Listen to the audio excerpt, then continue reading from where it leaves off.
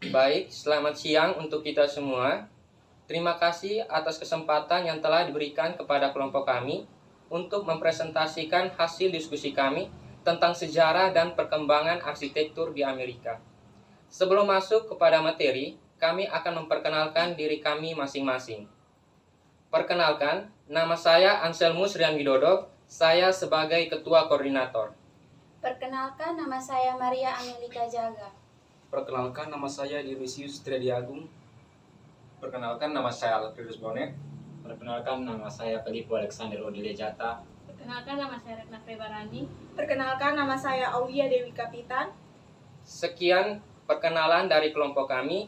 Selanjutnya kami akan menayangkan video hasil presentasi kelompok kami. Terima kasih. Baik, perkenalkan, nama saya Anselmus Rian Widodo. Saya sebagai Ketua Koordinator akan membawakan materi pertama, sejarah dan perkembangan arsitektur di Amerika. Dalam hal ini, kita akan membahas mengenai peradaban suku Maya, suku Aztec, dan suku Inca. Sekitar 2000 tahun yang lalu, terdapat peradaban yang telah maju yang disebut dengan peradaban Mesoamerika. Pada peradaban kuno ini berkembang di Meksiko, yaitu suku Maya dan suku Aztec, serta Amerika Selatan, yaitu suku Inca. Ketiga suku ini telah mengenal kebudayaan dan peradaban yang tinggi.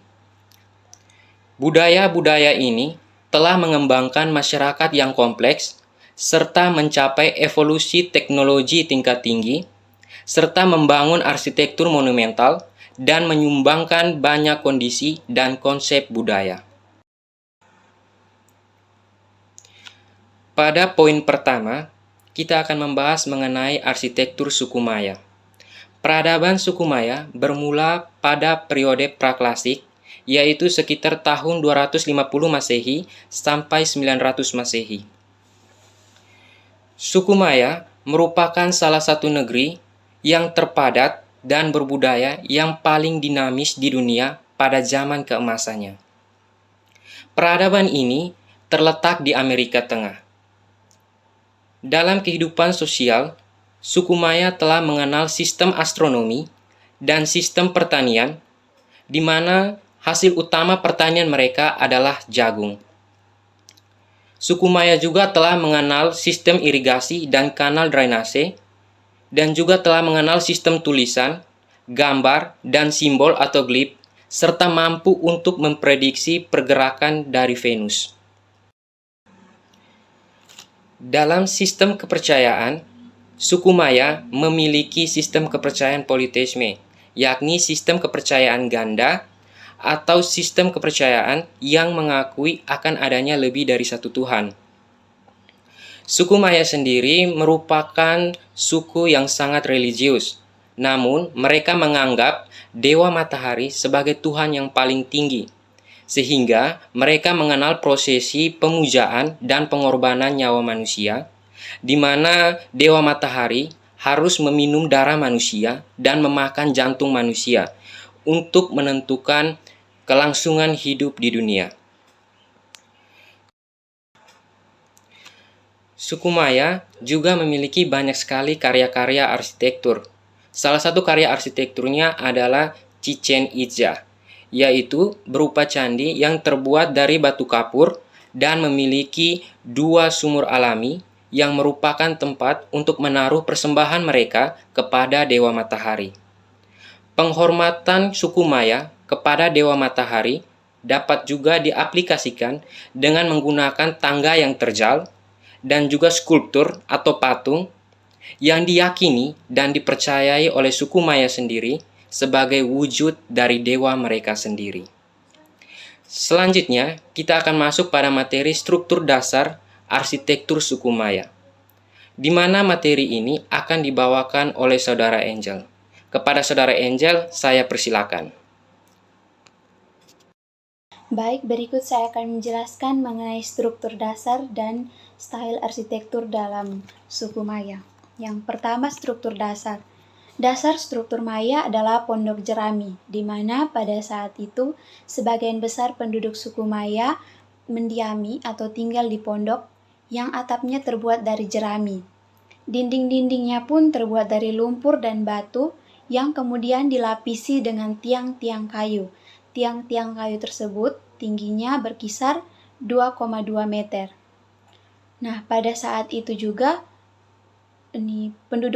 penduduk suku Maya ada pun yang menggunakan pondok batu yang terbuat dari batu kapur. Alasan penduduk suku Maya pada saat itu menggunakan batu kapur karena yang pertama, pada saat itu batu kapur melimpah di daerah tersebut. Yang kedua, karena batu kapur mudah dibentuk. Kemudian yang berikut style arsitektur suku Maya. Hampir sebagian besar bangunan suku Maya pada saat itu tingginya bervariasi tergantung dengan bahan bangunan yang digunakan. Berkisar dari teras-teras rendah yang ukurannya 50 cm sampai dengan 2 meter. Namun, ada beberapa bangunan pada saat itu tidak menggunakan jendela, melainkan mereka menggunakan bukaan yang terletak di bagian tengah atas fasad atau di bagian luar atau bagian depan. Sehingga pada saat itu, bangunan suku Maya terlihat seperti kuil-kuil kecil atau istana-istana kecil yang terdiri dari dua ruang, yaitu ruang dalam dan ruang luar, di mana ruang dalam itu sebagai tempat perlindungan dan ruang luar itu sebagai tempat untuk acara atau upacara-upacara adat. Secara umum pada saat itu, suku Maya, bangunan-bangunan mereka umumnya tidak memiliki jendela, namun memiliki bukaan yang terletak di bagian tengah atas fasad atau bagian luar bangunan atau bagian depan bangunan. Suku Maya pada saat itu memotong dan memoles blok-blok batu secara individu. Kemudian dinding eksterior ditutup dengan semen kapur. Bahan ini didefinisikan sebagai bahan yang tahan lama untuk menyelesaikan dinding eksterior, yang terdiri dari pasir, semen, dan kapur, dan ditempelkan ketika atau pada saat masih basah. Yang pertama, atap balok. Ada dua jenis atap yang umumnya ditemukan budaya Maya, yaitu yang pertama, batu yang menjulang tinggi, atap kubah, dan yang kedua, balok atap yang ditutup dengan beton kapur. Jenis atap beton dibangun di atas balok menyilang. Mereka mengisi ruang kosong dengan tongkat, sehingga setelah kapur atau atap beton telah mengering, balok dikeluarkan dari bawah. Yang kedua, kuil. Salah satu yang terbaik dari suku Maya adalah peninggalan berupa kuil. Suku Maya membangun kuil di piramida besar dengan bentuk dasar tangga atau step yang mengarah ke kuil-kuil di bangunan dari batu ukir yang indah dan menghiasi lantai eksterior dengan dekorasi semen rumit dan indah, sehingga bangunan-bangunan tersebut terlihat indah pada saat itu. Adapun interior pada saat itu mereka menghiasi dengan lukisan-lukisan mural. Tentu saja kuil-kuil ini dibangun dengan tujuan keagamaan sebagai tempat beribadah atau acara-acara adat lainnya. Sebagai contoh, kuil matahari dibangun untuk menyembah dewa matahari. Sekian penjelasan dari saya. Materi selanjutnya akan dijelaskan oleh Retna Frebarani. Terima kasih. Terima kasih. Saya akan membawakan materi poin kedua, yaitu mengenai arsitektur suku Aztec. Suku Aztec merupakan suku yang memiliki budaya terbesar di dunia yang berada pada Meksiko. Suku Aztec datangnya dari arah utara, yang daerahnya bernama Aztlan. Dan pada tahun 1200, bangsa Aztec memilih menetap di Danau Texcoco, dan pada tahun 1305, bangsa mengubah nama Texcoco menjadi Tenochtitlan. Mereka merubah nama tersebut sesuai dengan refleksi kosmos mengenai keadaan alam semesta yang ada di sana, yang dikelilingi air dan terhubung atas 13 sungai dan 9 tingkat alam baka. Bangsa Aztec sangat menyukai dalam berperang karena menurut mereka berperang adalah salah satu budaya dan kepercayaan mereka. Bangsa tersebut sangat mempercayai dewa matahari, yaitu dewa Huitzilopochtli. Mereka karena matahari merupakan salah satu sumber daya mereka, yaitu yang dipelihara berdeban di orbitnya. Dan bangsa ini memiliki bangunan yang nilainya amat tinggi dan sangat mempercayai dewa Huitzilopochtli yang merupakan dewa matahari karena menurut mereka matahari merupakan sumber daya alam kehidupan yang berdeban di orbitnya. Ini memiliki nilai bangunan yang amat tinggi dan memiliki teknologi yang canggih pada masanya. Salah satu bangunan yang dimiliki yaitu adalah akuodok atau bangunan air. Suku ini terdapat 4 jalur menuju kota dan tempat lalu lintasnya kendaraan, dan di atasnya terdapat jembatan. Dan kejayaan Aztec ini sangat dilihat oleh bangsa Spanyol. Materi selanjutnya akan dibawakan oleh Dionysius Triadiagung. Baik, terima kasih atas waktu dan kesempatan yang diberikan kepada saya. Pada kesempatan ini saya akan menjelaskan tentang peninggalan suku Aztec. Peninggalan suku Aztec yang pertama adalah kuil pengorbanan atau persembahan. Suku Aztec adalah suku yang sangat percaya dengan mengorbankan orang. Jadi, lebih dari 20.000 orang per tahun dikorbankan sebagai persembahan untuk para dewa. Kaisar berpikir bahwa kuil harus dibangun untuk ritual mematikan. Kota-kota Imperium Aztec selalu ingin membuat kuil pengorbanan lebih baik dengan kota-kota lain. Mereka membangun candi lebih besar, lebih mewah, lebih dekoratif, dan menyenangkan mata. Kuil-kuil ini mirip sekali dengan piramida Mesir. Hanya saja, kuil yang mereka bangun tidak berbentuk lancip. Setiap candi yang dibangun lebih mewah daripada yang lain. Jadi yang kedua adalah Istana Raja. Istana Raja adalah sebuah rumah berlantai 2 dengan halaman yang sangat besar. Dindingnya dihiasi dengan lukisan, ukiran, dan emas. Di lantai dasar terdapat kamar yang sangat besar, dan masing-masing kamar mempunyai kamar sendiri. Ada kolom di lantai pertama untuk mendukung lantai kedua dan di tingkat kedua untuk mendukung atap. Jadi setiap kolom saling mendukung antara satu dengan yang lainnya. Tangga berada di tengah-tengah bangunan istana. Jadi penjelasan berikutnya akan dijelaskan oleh teman saya. Ya baik, terima kasih. Perkenalkan, nama saya Alfredus Boni. Saya akan melanjutkan presentasi dari Saudara Dendi tentang peninggalan. Yang ketiga adalah rumah.